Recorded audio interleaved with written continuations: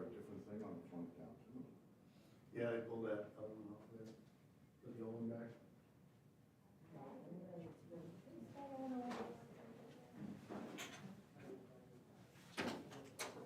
Yep.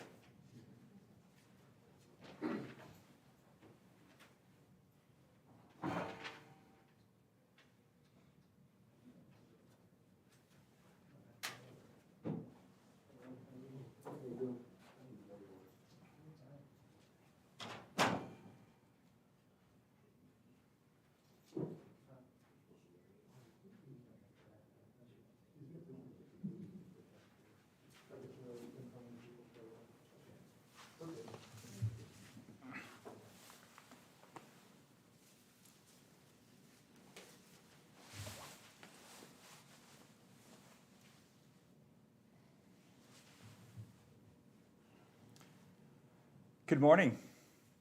30 minutes ago, St. Louis County's mask mandate was officially lifted after being in place for nearly 2 months. In its place is a public health advisory on the COVID level in St. Louis County and recommendations on protecting your health based on your circumstances. If you're at high risk for severe illness, talk to your healthcare provider about whether you need to wear a mask and to take other precautions. People with symptoms, a positive test, or exposure to someone with COVID-19 should wear a mask. And the new St. Louis County Public Health Advisory can be found on the county's website, stlouiscountymo.gov. Lifting the mandate comes as the CDC announced on Friday a new online tool to determine county by county COVID-19 community levels. The levels are low, medium, and high, determined by how many people with COVID-19 have been admitted into local hospitals in the last week, how many local hospital beds are filled with COVID-19 patients, and how many new COVID-19 cases the county has had in the last week. St. Louis County is at the medium level. Much of the new public health advisory addresses the new CDC guidance. Widespread availability of vaccines and testing, advances in treatment, and increased levels of immunity in the population through vaccination or previous infection have moved the COVID-19 pandemic to a new phase. To learn more about the new COVID measure system, go to cdc.gov. Last Wednesday, I announced that the county's mask mandate would be lifted today to give schools and businesses time to decide on how they want to move forward. School districts can set their own public health guidelines, and businesses can keep in place whatever protocols they feel are necessary to protect their customers and their workers. It's great that we're at this point. Warmer weather is just around the corner, and we'll be able to attend more outdoor events, some that have been rescheduled or canceled because of the virus. And with more people vaccinated, more people are comfortable gathering. We saw that this weekend at the Mardi Gras celebrations. Seeing the end of the Omicron surge is something to celebrate. Being at a place where we can move from a mask requirement to a mask recommendation is a great step. However, the end of the Omicron surge is not the end of the pandemic. But it is the end, hopefully, for a very long time of hospitals being pushed to capacities. Medical centers are breathing a sigh of relief while keeping a wary eye on the virus, which continues to hospitalize people every day. So I would not call this getting back to normal. That can never happen when this pandemic is responsible for the lives of nearly 950,000 Americans. We can't be like we were before, with so many lives lost and so many sickened by the virus. Livelihoods across the country were greatly impacted, and not all of that has been lost can be recovered. But we can rebuild, revive, and grow a promising future together. We continue to run a rental assistance program in St. Louis County that has helped thousands, and we'll have more to announce on the second phase of that program in the coming days that will allow us to serve thousands more. We have more than $80 million unallocated from federal funds from the American Rescue Plan Act, and we're seeking input from residents on how to best spend that money in St. Louis County. An online survey can be found at stlouiscountymo.gov. Just click on the Community Needs Survey icon. A series of virtual and in-person town hall meetings are being scheduled across the county. And as those details are set, we'll share that information with the press, on social media, and with our community partners so we can ensure that we can get as much input as possible. The infrastructure bill that the Biden administration got approved through Congress means millions coming to St. Louis County to tackle a long list of projects that have not had funding until now. And those projects will create hundreds of jobs. A settlement with drug distribution companies was finalized last week, meaning $458 million will be available to fund drug treatment and prevention programs in Missouri. St. Louis County will get about 10% of those funds to help our residents. And yes, St. Louis County is getting RAMS money. I have nothing new to report on this other than to mention that negotiations on how to split those funds will continue. There's no rush. The money's not allocated to anything, and we're fortunate to have in place unprecedented amounts of funding coming into St. Louis County this year.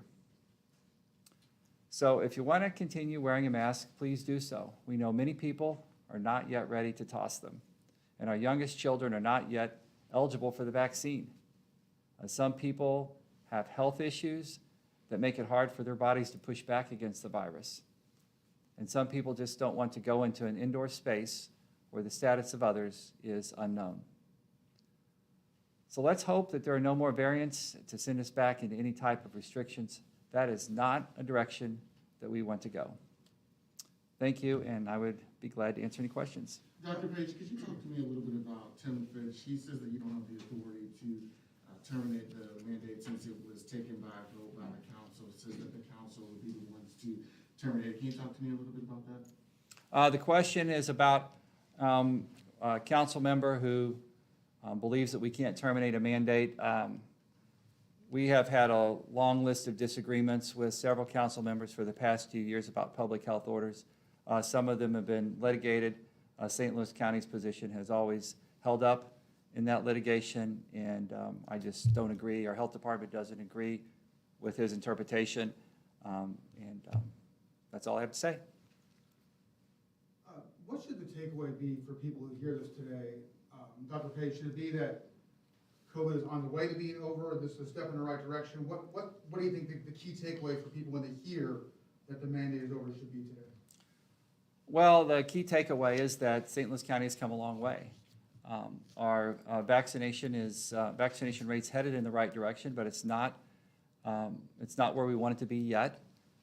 Cases are coming down. Hospitalizations are still going on, but the rate of hospitalization is much less. So in general, the status of COVID is improving in our community. The number of people getting sick is improving, and the stress on our hospitals is improving. We're not out of the woods yet, but we're in a much better place, and we're at a place where, based on CDC guidance, that we can lift our mask requirement, but individuals should continue to look at their own health status and the health status of those around them and those they live with to decide on whether or not they want to follow precautions in certain settings. I know that the health department has an advisory meeting coming up to talk about the vaccine incentive closeout. Can you speak on that a little bit? And I see our numbers of people getting vaccinated not increasing by much, so what's the plan there if there's possibly a closeout that's going to happen with the program? The question is about health departments work in the community to get people vaccinated. I expect that their partnerships and conversations will continue.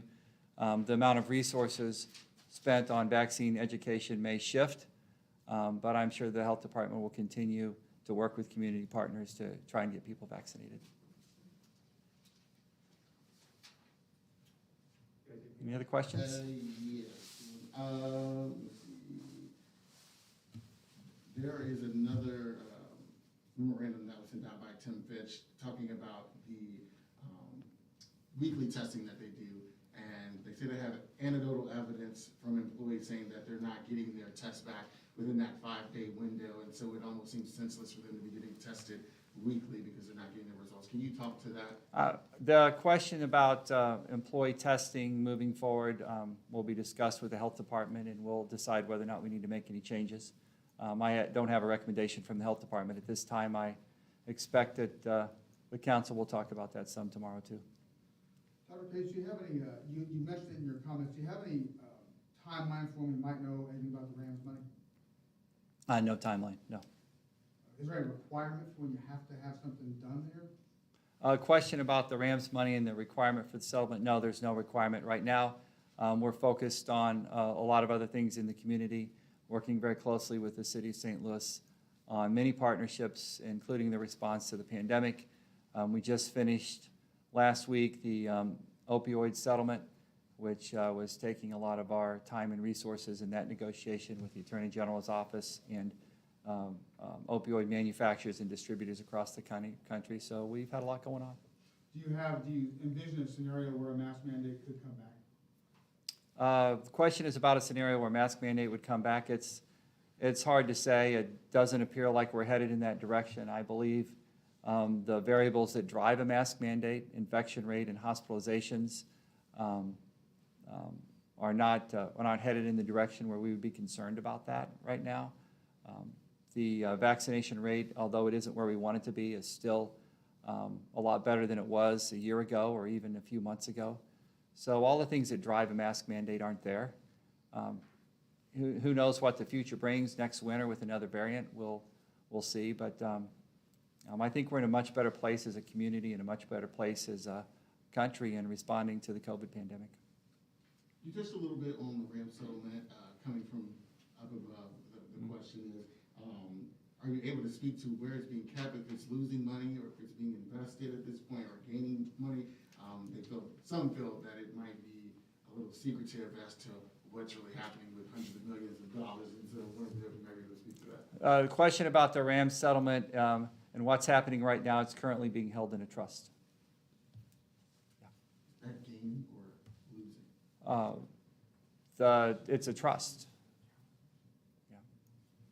No, we're not losing money in the trust. Last question for me is about the federal relief funds for COVID. I know you have a survey for that. It's a lot of questions. So what kind of feedback or input have you received? And does the survey actually matter to people that are taking it? Do the upper ups really have the final say? Are they really considering what's being taken in? So I'll try and find a question there. The question is about the survey. We don't have survey results yet. It's been in the community for a couple of days, and we'll let the survey run for 3 weeks.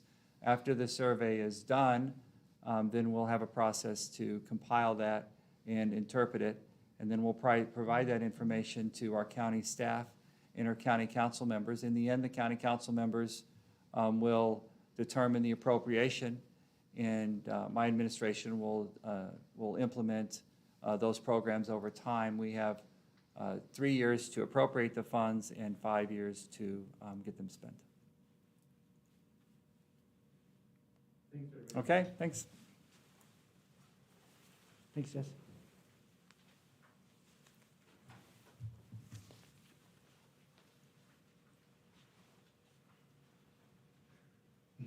So this was mad because of the mask mandate in the first place. Now he's mad because he